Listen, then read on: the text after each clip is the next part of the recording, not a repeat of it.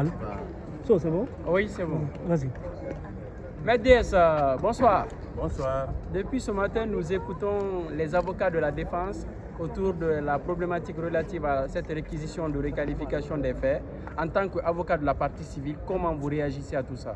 Écoutez, moi je ne suis pas surpris du désarroi de la défense parce qu'une union sacrée s'est créée au niveau de la défense parce que c'est un risque énorme s'il y a requalification, mais je sais que cette défense-là, l'union-là va se fissurer au moment de la confrontation. Mais qu'à cela nous tienne, il est important de rappeler qu'il y a eu beaucoup d'amalgames qui a été distillé par la défense aujourd'hui, notamment en ce qui concerne l'autorité de la chose jugée. Je voudrais dire ici haut et fort qu'il n'y a jamais eu d'autorité de la chose jugée, d'autant plus qu'il y a une confusion entre la phase de l'information et la phase du jugement. La phase de l'information étant achevée avec l'ordonnance de renvoi qui a saisi le tribunal, cette ordonnance de renvoi n'est prise qu'à titre indicatif.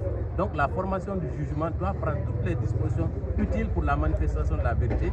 Autrement, il était plus facile alors si je pense que cette ordonnance de renvoi à qui l'autorité de la chose jugée, c'était de déclarer immédiatement les accusés coupables. Mais les débats reprennent pendant la phase du jugement, justement parce que cette ordonnance de renvoi n'est prise qu'à titre indicatif. Raison pour laquelle il y a le ministère public et les parties civiles ont pleinement le droit de solliciter la requalification tant que les débats ne sont pas pris.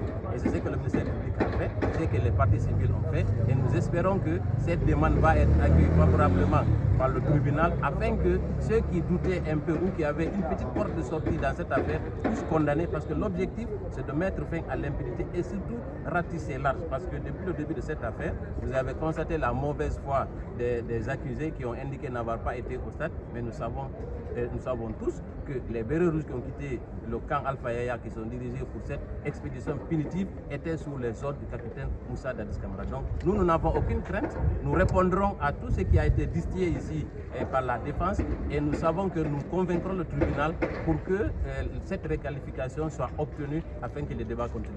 Merci beaucoup, maître.